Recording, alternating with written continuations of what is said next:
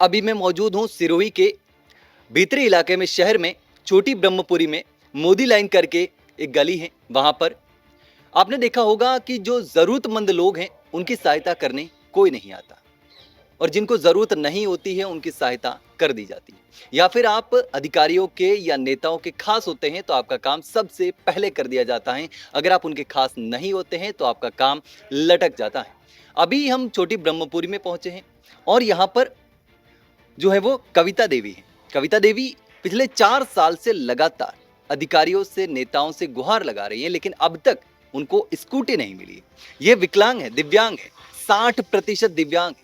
40% दिव्यांगता में तो सरकारी नौकरी मिल जाती है, लेकिन 60% दिव्यांग होने के बावजूद इनको अब तक स्कूटी नहीं मिली थी। और आज 15 अगस्त 2026 को स्वतंत्रता दिवस के मौके पर जो कार्यक्रम था, वहां पर सांसद, विधायक, कलेक्टर और तमाम जनप्रतिनिधि और अधिकारी मौजूद थे। वहां पर गुहार लगाने भी पहुंचे थे। तो कविता जी, कितने समय से, कितने सालों से आप ऐसे गुहार लगा रहे हो कि हमको स्कूटी दे दो? 4-5 साल से वो लगा रही हूँ। 4-5 साल से लगातार आप कर रहे हैं आवेदन? हाँ, फॉर्म भर रही हूँ, रिजेक्ट हो रहा है। रिजेक्ट हो रहा है? हाँ, कितनी बार फॉर्म भरा अब तक? 3 बार तो भर लिया था। 3 बार? उसका कोई स्लिप ही नहीं दे रहे।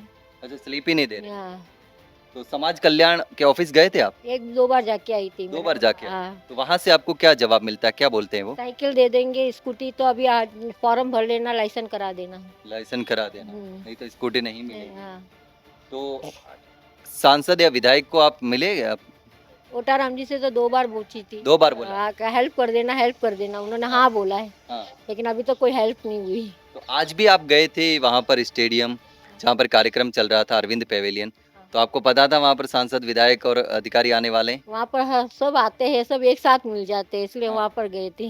अच्छा। टेम्पू लेके गई थी, मैंने हाँ। उनसे बात करूँ तो मिल जाएगी। उन्होंने बोला है कि समाज कल्याण में जाके बात कर लेना।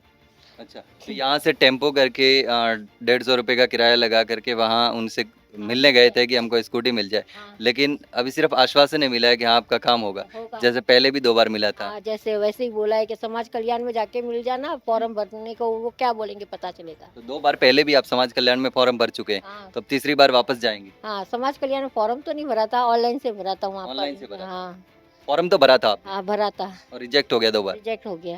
हम्म। हाँ, उसके लिए अभी तक तो उन्होंने बोला समाज कल्याण में वापस मिल के आना मंडे को। हाँ। इसके लिए तो अभी आपको कौन मिला था वहाँ पर? कौन, मंत्री जी मिले थे, कलेक्टर मिले थे, सांसद से मिले थे? आप अभी वहाँ पर किसको मिले थे? ओटाराम जी से और मंत्री जी और कलेक्टर साथ में सब बैठे थे। सब साथ में बैठे? हाँ, तो ओटाराम जी ने समाज कल्याण के वो सर थे, उनको बुलाया और कहा कि इनके जो विधा है उनसे पूरी समाज कीजिए, क्या क्या इनको प्रॉब्लम है, ये बोला। तो उन्होंने बोला कि मंडे को आ जाना। तो आप लगातार 4 साल से स्कूटी के लिए जा रहे हैं, चक्कर काट रहे हैं। आपके परिवार की क्या स्थिति है? गुजारा कैसे करते हैं? अभी तो 3 लड़कियां हैं, हस्बैंड को कोई इतनी नौकरी नहीं है, पूजा पाठ करते हैं, नॉर्मल चलता है, धंधा कोई है ही नहीं। अच्छा, पूजा पाठ से चलता है। आपका कोई बच्चा नहीं है, बेटा नहीं है? बेटा नहीं है, खाली 3 लड़कियां ही है। 3 बच्चियाँ ही हैं? हाँ, बेटी है। और कोई रोजगार भी नहीं है पूजा पाठ के अलावा? कोई नहीं है, खाली कोई बुलाए तो वहाँ पे चले जाते हैं हस्बैंड पूजा पाठ करने के लिए। तो पूजा पाठ का डेली का रहता है या फिर कभी है तो ठीक है, नहीं है तो नहीं, कोई नहीं है? बुलाए तो डेली का तो नहीं रहता है, कोई बुलाए तो चले जाता है ना। और मैं जाती हूँ कथा वथा सुनाने को, कोई बुलाए तो वहाँ पर वो यही है।